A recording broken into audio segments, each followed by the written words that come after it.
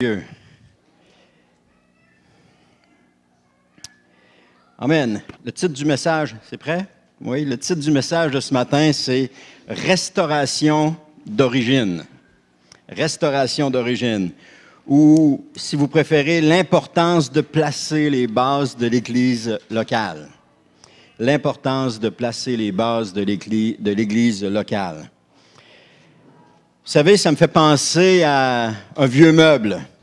Vous avez un vieux meuble chez vous, il a été peinturé par votre grand-mère, il a été peinturé par vos parents. En fin de compte, la couleur ne vous plaisait pas et vous avez décidé de le repeindre. Mais à un moment donné, vous dites, ça serait bon de le remettre comme il était à l'origine, d'enlever toutes ces couches de peinture-là puis de le remettre comme à l'origine. Parce que vous savez, le meuble qui était à l'origine, c'est sa plus belle couleur. C'est la plus belle chose qu'on peut faire avec. Alors là, vous commencez, mettez du décapant, vous commencez à frotter, à enlever des choses et à le restaurer dans toute sa beauté. Mais il y a un processus. Ça ne se fait pas d'un coup sec, ça ne se fait pas tout à coup, et voilà, c'est fait. On commence par mettre du décapant, il y a une première couche qui vient, on frotte, on en met une deuxième, une troisième fois, là on frotte les pattes, etc. On enlève toute la vieille peinture. Il y a un temps pour ça. Mais pendant que ça se fait, est-ce que c'est parfait? Non, c'est pas parfait. Mais il y a un processus qui amène à la beauté d'un meuble. J'ai fait ce travail-là sur un meuble que ma mère avait et qu'elle avait fait peinturer et qu'elle avait fait repeinturer une autre fois. Et quand ma mère est décédée, ma fille Sophie Laurence a dit « Je le veux, le meuble, papa. » J'ai dit « OK, pas de problème. » Mais là, on l'avait chez nous, puis tout ça. J'ai dit à Anne, je vais le décaper, je vais le remettre comme il était. Et j'ai commencé à le décaper et à tout le remettre. Si vous avez l'occasion d'aller chez eux, vous regarderez le meuble, il est extraordinaire. Sa couleur d'origine était extraordinaire. J'ai rien fait, je l'ai juste ramené à sa couleur d'origine et j'ai mis une couche de vernis dessus. Et il est tellement plus beau. Alors, c'est un peu ça que Dieu veut faire avec l'Église aujourd'hui. Ramener l'Église à sa couleur d'origine. Avec les années, il y a eu des couches qui ont été mis par-dessus, des couches de peinture, et ça a changé l'allure de l'Église, et Dieu veut ramener l'Église à sa couleur d'origine. Alors, qu'est-ce qu'il fait? Il est en train de faire un travail de décapage qui a commencé il y a du temps de Luther, si vous préférez. Est-ce que c'est parfait? Non, mais ça s'en vient. En tout cas, vous allez voir. Donc, l'Église aujourd'hui est en pleine restauration spirituelle. Et cette restauration, il y en a qui me voient venir, les 5 dons ministères. La restauration, la réinstallation des 5 dons ministères dans l'Église. Parce que depuis la réforme de Luther, les ministères ont commencé à être restaurés. La première chose qu'on a vue avec Luther, après qu'il a mis les 95 thèses, je pense, sur la porte de l'Église, qui a cloué cela,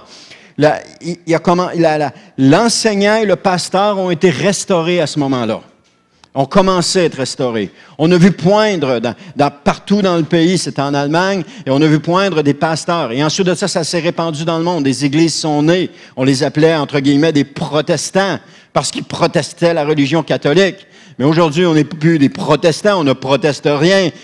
D'ailleurs, c'est un nom qui leur a été donné parce qu'ils protestaient la religion catholique. Mais on n'est pas des protestants, nous sommes des chrétiens évangéliques, des chrétiens qui partagent la bonne nouvelle.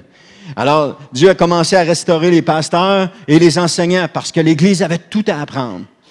Elle avait besoin d'être enseignée parce que depuis Constantin, aux alentours des années 300, jusqu'à l'époque de Luther, en 1700 environ, il ne faut pas que je me trompe, l'Église a passé une période noire. Parce qu'avec Constantin, l'Église est devenue l'Église officielle. Tout le monde était chrétien. Il n'y avait plus de choix. L'Église, c'était une Église d'État et tout le monde était chrétien.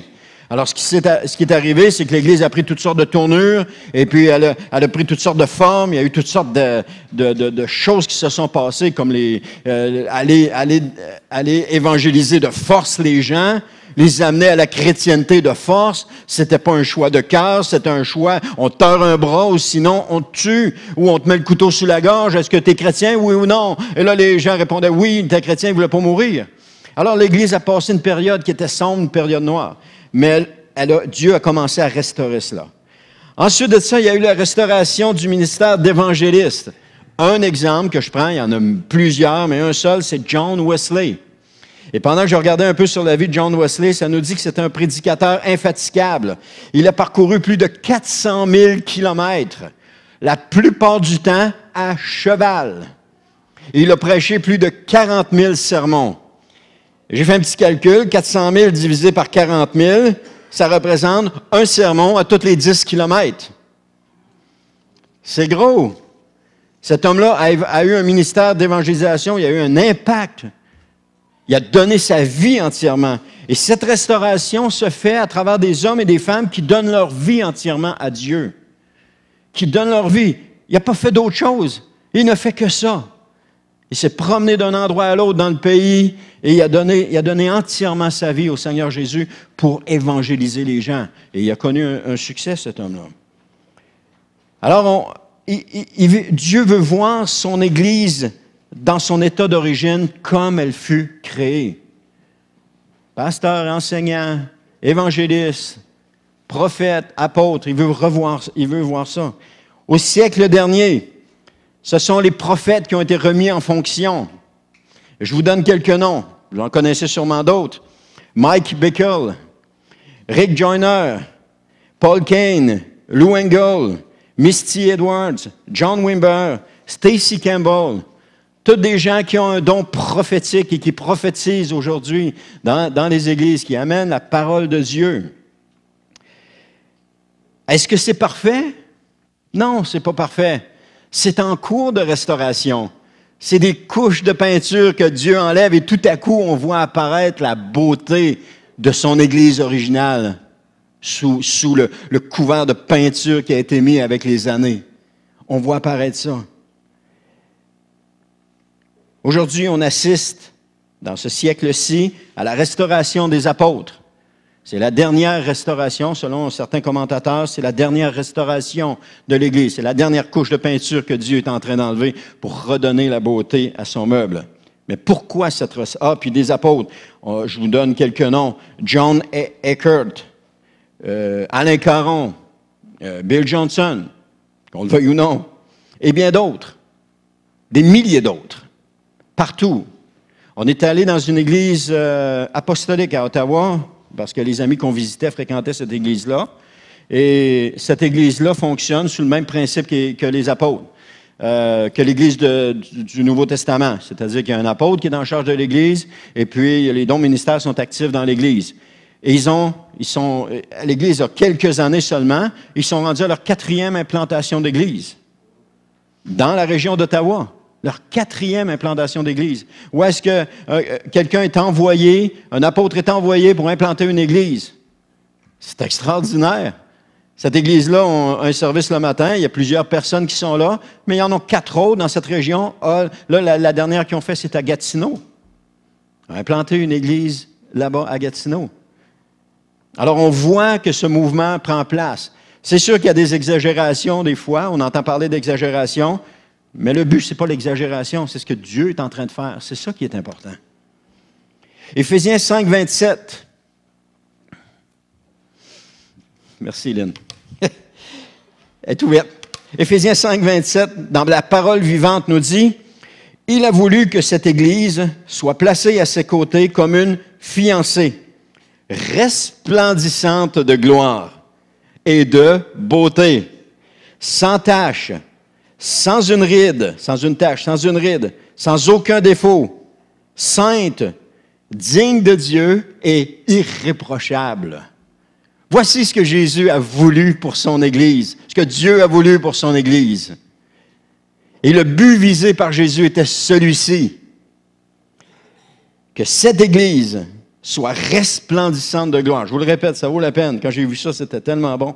Soit resplendissante de gloire, sans une tache, sans une ride, sans aucun défaut, sainte, digne de Dieu et irréprochable. Quand j'ai vu ça, j'ai pensé à Samuel, qui regarde sa future épouse, sans une ride, sans une tache, resplendissante de beauté. C'est ça que Samuel se dit quand il regarde Caroline. Et je sais que le samedi, lorsqu'ils vont se marier et qu'ils vont voir descendre Caroline dans l'allée ici, ça va être ça qu'ils vont voir. ça va être ça qu'il va voir. Une épouse parfaite. Je mets la barre haute, Caroline. Une épouse parfaite. Non, mais c'est ça, tout jeune marié. Souvenez-vous, ceux qui se sont mariés, vous étiez en avant quand vous avez vu descendre cette femme qui s'avançait au bras de son père. Wow, qu'est-ce qu'il y avait dans votre cœur? Ah ben là, elle me dit des mauvais mots hier, là, je suis pas content. Non, c'est tout oublié, ça. On voit juste la beauté. On voit juste, elle est sans tache, ni ride, elle est resplendissante, c'est tout ce qu'on voit. Amen, souvenez-vous-en. C'était extraordinaire. Je me souviens de ces moments-là. J'avais pilé sur une gomme dehors, mais là, une gomme en dessous du soulier. C'est vrai, puis on attendait à l'extérieur, parce qu'à l'époque, c'est ça que ça faisait. On attendait à l'extérieur, puis là, quand la mariée arrivait, je l'ai vu arriver, puis là, après ça, le père et le fils couraient, mais allaient en avant, mais là, j'avais la gomme en dessous du talon. Puis j'essayais de m'en débarrasser, puis ça ne partait pas. Mais c'était une épouse, une future épouse, une fiancée pure, sans tache, que je voyais approcher. L'Église s'est beaucoup transformée au cours des siècles. Elle s'est transformée énormément, elle a complètement changé, qui est tout collé. Éphésiens 4, 11 à 12 nous dit, et vous connaissez ce verset, on en a déjà parlé, « Il a donné les uns comme apôtres, les autres comme prophètes, les autres comme évangélistes, les autres comme pasteurs et docteurs. » Verset 12, « Pour le perfectionnement des saints, en vue de l'œuvre du ministère et de l'édification du corps de Christ. » Entre les deux, j'ai mis les choses en parenthèse. C'est la Bible amplifiée qui donne ces commentaires-là supplémentaires. Il dit, comme il a donné les uns comme apôtres, ce sont des messagers spéciaux, des représentants. Il les a donnés à l'Église. Les autres comme prophètes, c'est-à-dire ceux qui donnent un nouveau message de Dieu à son peuple. Les autres comme évangélistes qui partagent la bonne nouvelle du salut. Les autres comme pasteurs qui prennent soin et qui guident les gens, ainsi que les autres comme docteurs qui instruisent les gens. Et je vais continuer les autres tantôt. Mais qui est-ce qui a donné? Quand on regarde le passage, le « il » se réfère à Jésus. Jésus a donné. Qu'est-ce qui a donné? Les apôtres, prophètes, évangélistes, pasteurs et enseignants. Pourquoi on n'utilise pas le mot « docteur » ? Parce que le mot docteur personne au Québec ne peut utiliser le mot docteur s'il n'a pas reçu un doctorat au préalable. Il ne peut pas mettre docteur comme fonction ou docteur comme titre d'aucune façon s'il n'a pas reçu un doctorat. Donc, pour éviter d'avoir des problèmes ou que des personnes aient des problèmes, on utilise le mot enseignant qui traduit très bien aussi cela. Docteur, on parle d'un érudit, de quelqu'un qui a beaucoup étudié, puis qui a fait une maîtrise, puis qui a fait un doctorat, puis qui a de la connaissance. Alors, c'est ça qu'on parle. Alors, on utilise le mot enseignant. C'est aussi quelqu'un qui a beaucoup étudié. Ensuite, mais pourquoi est-ce qu'il les a donnés? Et c'est là qui est intéressant. La Bible Louis II nous dit pour le perfectionnement des saints. La Bible amplifiée dit pour pleinement équiper les saints. Il a donné les 5 dons ministères pour pleinement équiper les saints. Il ne les a pas donnés comme parure. Il ne les a pas donnés pour que les 5 se pavanent dans l'Église, regardez qui je suis. Il les a donnés pour pleinement équiper les saints. C'est le rôle. Dans quel but? Dans le but de l'œuvre du ministère. Et la Bible amplifiée nous dit pour le travail du service. Pleinement équiper les saints pour le travail du service. Et pour l'édification du corps de Christ. La Bible amplifiée va dire pour construire le corps de Christ. Ils sont drôlement importants, les 5 dons ministères. Pourquoi est-ce qu'ils sont importants? Parce qu'une Église qui est dirigée par un seul don ministère, qu'importe le don ministère, est une Église qui est débalancée ou qui a des carences. Imaginons une Église qui choisit quelqu'un pour être, on appelle pasteur aujourd'hui, pour être le pasteur de l'Église, mais que cet homme-là est un enseignant. Ça va être extraordinaire. Les gens vont recevoir de l'enseignement, Alors, ils vont devenir, prenons les 4 membres, là. Ils vont devenir très forts dans l'enseignement. Mais tous les autres vont être chétifs. Ils vont être forts dans l'enseignement, mais tous les autres vont être chétifs. Ils vont être tout petits parce qu'ils ne seront pas développés. Comme un lanceur de javelot, vous avez vu ça dans Astérix, qui lance son javelot, il est tout développé de ce côté-ci, mais de l'autre bord, il est tout maigre. Ou celui qui court, il a toutes des grosses jambes, il a toutes des jambes développées, et le reste du corps, il est tout maigre. Alors, c'est un peu ça l'image qu'on peut voir. Ou si quelqu'un arrive puis qu'il a un don d'évangéliste, toute l'Église s'en va dans l'évangélisation. Oh, on a encore un gros bras fort dans l'Église. Mais toutes les autres sont maigres, ne sont pas développées. Jésus a donné les 5 dons ministères. C'est pour que l'Église puisse grandir et se développe parfaitement. 5 dons ministères. Vous savez, une table a besoin de 4 pattes pour être stable. Jésus a donné 5 dons ministères. Ça fait que c'est encore plus stable. Amen. Alors, est-ce qu'on a besoin des dons ministères dans l'Église aujourd'hui? La réponse est oui, on en a besoin. Mais on a besoin d'avoir cette connaissance. Qu'est-ce qu'ils font? C'est quoi leur rôle, etc. On a besoin de cette connaissance-là. Et ça, c'est une restauration que Dieu est en train de faire. Des couches, comme j'ai dit tantôt, des couches de peinture qu'il est en train d'enlever pour ramener à son état d'origine l'Église. Mais pourquoi il y a tant d'opposition?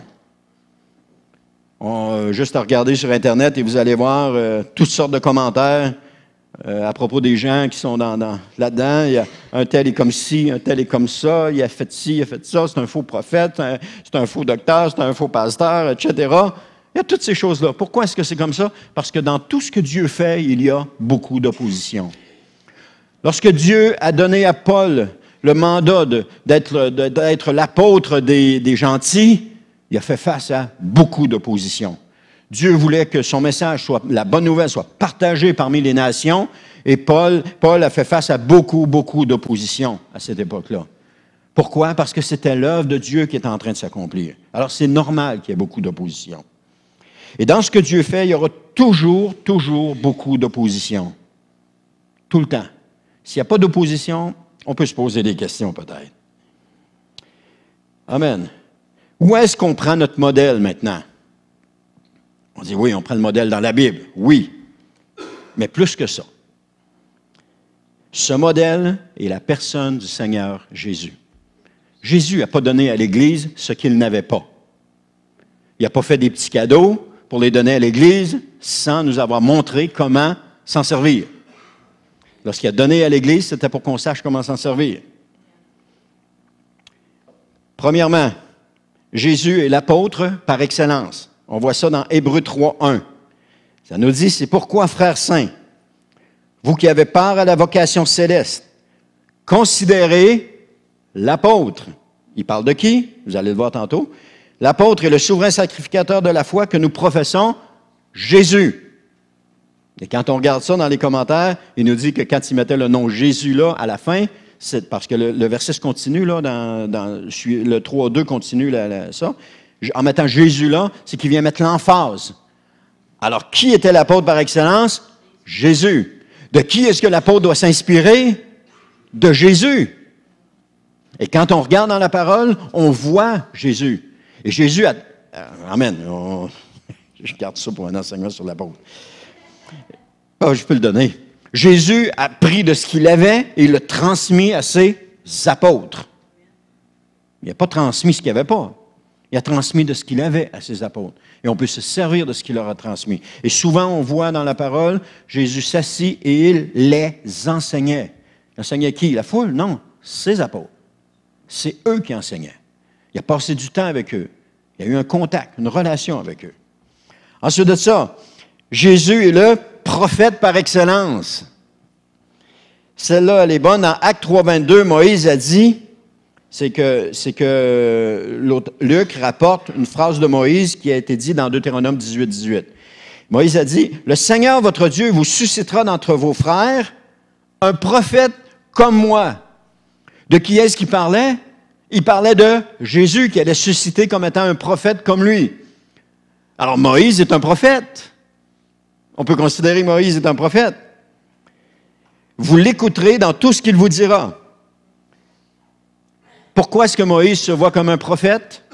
Parce que Moïse a parlé avec Dieu. On nous dit qu'il y avait une relation avec Dieu face à face et qu'il a parlé au peuple de la part de Dieu. Il a transmis au peuple. Et ça, c'est clairement montré dans Deutéronome. Jean 7:40, en parlant à propos de Jésus, C'est les gens qui rendent ce témoignage en parlant de Jésus. Celui-ci, c'est pas sur l'acétate, celui-ci est vraiment le prophète. Alors Jésus est le prophète par excellence. Ensuite de ça, Jésus est l'évangéliste par excellence. L'évangéliste par excellence n'est pas nommément mentionné, mais il est démontré à plusieurs reprises. Entre autres, un passage parmi tous, dans Matthieu 9,35, ça nous dit « Jésus parcourait toutes les villes et les villages, prêchant la bonne nouvelle du royaume. » Qu'est-ce qu'il faisait? Il évangélisait. Et qu'est-ce qu'il faisait? Il montrait aux apôtres comment faire. Si les apôtres sont partis par après, c'est parce que Jésus leur avait montré. Ils ne sont pas partis comme ça sans rien savoir. Jésus leur a montré. Ensuite de ça, Jésus est le pasteur par excellence. Dans Hébreux 13:20, que le Dieu de paix qui a ramené d'entre les morts le grand pasteur des brebis, notre Seigneur Jésus. Amen. Il est le pasteur par excellence. Et tout pasteur devrait s'inspirer de Jésus. Jésus est aussi l'enseignant par excellence. Marc 2,13, c'est pas nommé qu'il est l'enseignant par excellence, mais c'est démontré comme pour l'évangéliste. Marc 2,13, Jésus sortit de nouveau du côté de la mer, toute la foule venait à lui et il les enseignait. Amen. Jésus, ce qu'il a donné à l'Église, c'est une part de lui-même. Alors Jésus a déversé à travers des gens dans l'Église une part de lui-même pour que ces gens fassent le ministère que lui aurait fait s'il avait été ici. Si Jésus était dans cette Église, les 5 dons ministères, il les aurait, il les mettrait en pratique. Mais il n'est pas ici. Il est au ciel, assis à la droite de Dieu. Qu'est-ce qu'il fait? Il a délégué à des hommes et à des femmes, à travers toutes les églises, les dons ministères qu'on appelle, ou les onctions, si vous préférez. Et ces onctions, Jésus leur a délégué afin qu'ils, on l'a vu tantôt, on peut le répéter, afin qu'ils équipent pleinement les saints pour le travail du service et qu'ils construisent le corps de Christ. C'est non pas pour avoir une gloire, c'est non pas pour avoir un statut en vue dans l'Église, c'est pour qu'ils s'impliquent. Et aussi, une chose qui est pas à dénigrer, c'est que les 5 dons de ministère ne sont pas supérieurs les uns aux autres, ils sont égaux. De même, les 5 dons de ministère ne sont pas supérieurs aux membres de l'Église. La seule différence, c'est qu'ils ont une fonction différente. C'est comme hier, vendredi, quand on était à l'évangélisation, Sylvain nous raconte une blague en disant, il dit ce que j'ai l'habitude de dire aux gens, parce qu'il y avait 2 tables, et les 2 tables étaient le même matériel à la même place. Il avait l'habitude de dire aux gens, il dit, parce que les gens regardaient l'autre table, il dit non, l'autre table c'est exactement la même chose, le même matériel. La seule différence, ici c'est gratuit, puis là-bas ça coûte rien. Là, il y en a qui ça tournait dans leur tête avant qu'ils comprennent. Ah, là, ils finissaient par comprendre. Ici, c'est gratuit, là-bas, ça ne coûte rien. C'est la seule différence. Le reste, c'est tout pareil. Et à un moment donné, je l'ai utilisé. Puis là, j'ai dit, mais elle vient pas de moi, la blague, elle vient de lui. Là, tout le monde s'est relevé, m'ont regardé, a dit, ouais, on allait le dire si tu le disais pas.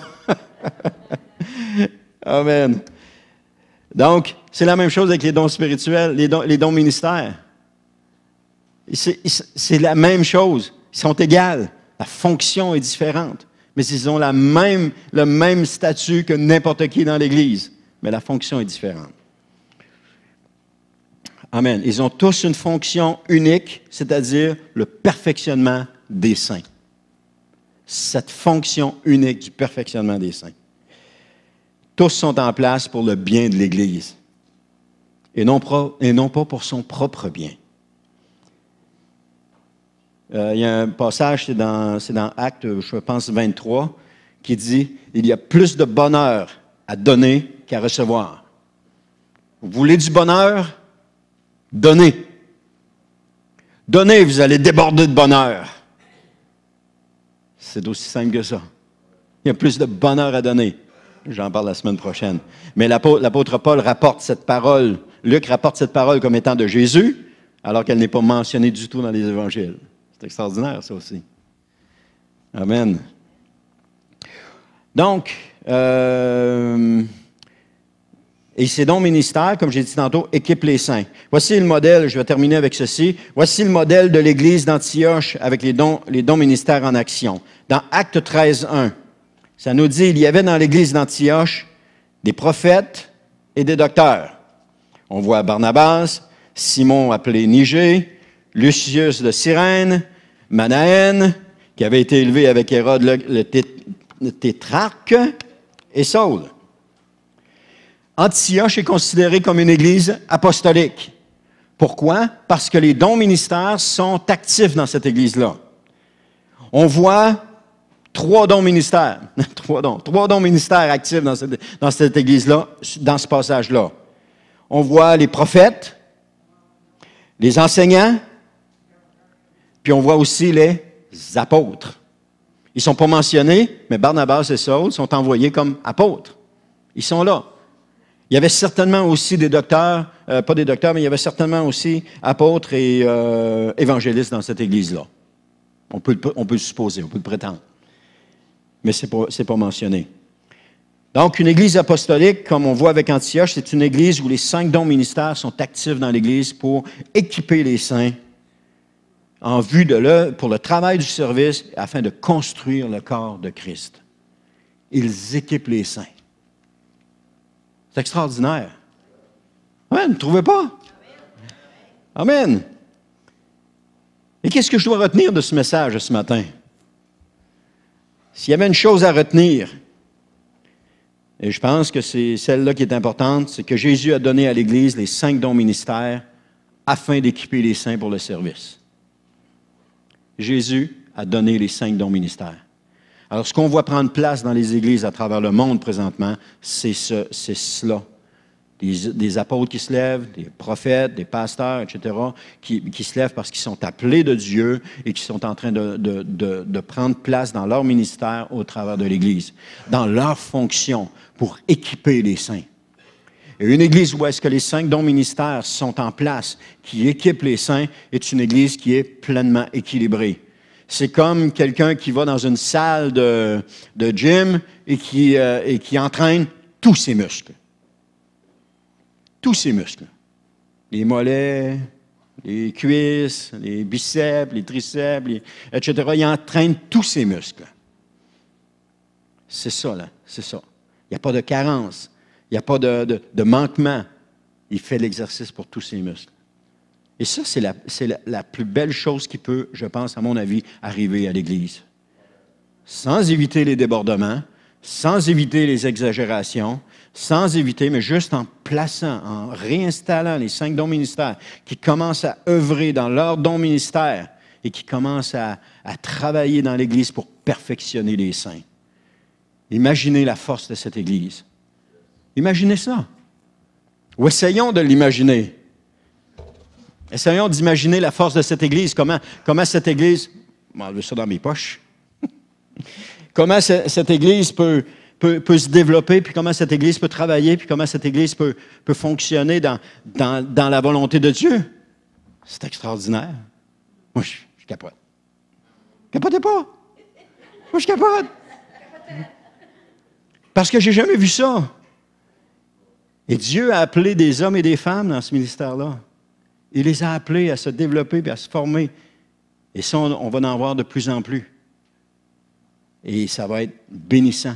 L'Église de Christ, l'Église de la fin, c'est ce vieux meuble qui a été repeint, ramené dans son état d'origine. Et son état d'origine, c'est le plus beau. Souvenez-vous quand vous étiez jeune. Mon état d'origine était le plus beau.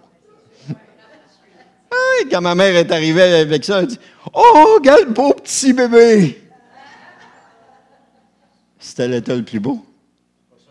Il n'y a personne... Hein? T'avais pas conscience de cela, non?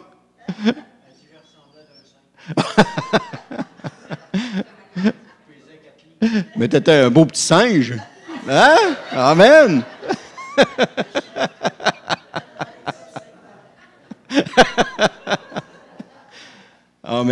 C'est ce qu'il y a de plus beau qui peut arriver à l'Église. Alors, je termine avec ceci. On va terminer en prière. S'il y a des gens qui ont besoin de prière, je vais vous inviter à vous avancer. Ça va me faire plaisir de prier pour vous ce matin. Vous imposer les mains si vous avez besoin de guérison pour les maladies ou quoi que ce soit. Ça va me faire plaisir de vous imposer les mains. Alors, je termine avec ceci. Seigneur éternel, je te remercie, Seigneur, pour ta présence au milieu de nous ce matin. Je te remercie, Seigneur, parce que tu viens changer des vies, Seigneur. Tu viens transformer des vies. Tu viens transformer, Seigneur, des vies pour le mieux, Seigneur éternel. Tu nous as pris là où nous étions et tu nous as amenés à la connaissance de ta parole, à la connaissance de l'Évangile, et tu as fait de nous, Seigneur, un sanctuaire, des serviteurs de toi, du Dieu très haut. Seigneur, alors que nous étions perdus, alors qu'il n'y avait plus rien de bon en nous, Seigneur, tu t'es approché de nous, tu nous as tendu la main, sans distinction, sans jugement. Tu nous as tendu la main, Seigneur, et on a mis la main dans la tienne et tu nous as tiré du bourbier et tu nous as établis sur le roc et tu nous as façonnés. Depuis ce temps, tu as commencé la restauration en nous. Seigneur éternel, je te remercie pour cela. Je te prie aussi, Seigneur, je te remercie, mais je te prie aussi, Seigneur, que tu transformes, Seigneur, nos pensées, nos points de vue, nos façons de voir les choses et que tu les rendes conformes à toi, Seigneur. Non pas à la parole d'un homme, mais à ta parole, Seigneur éternel. Non pas aux conceptions d'un homme, mais à tes conceptions, Seigneur. Alors, Père, je te prie dans le nom de Jésus, viens, Seigneur, transformer cette Église. Viens transformer ton Église. Viens la rendre resplendissante de beauté et de gloire. Sans tache, ni ride, ni rien de mauvais. Seigneur, c'est cette Église, Seigneur, que toi, Jésus, tu vas présenter à ton Père. C'est cette Église que tu vas présenter. Alors, Père, merci pour ta présence ici au milieu de nous ce matin. Amen. Amen. Alors, si quelqu'un a besoin de prière, avancez-vous. Je vais prier pour vous, ça va me faire plaisir. Amen.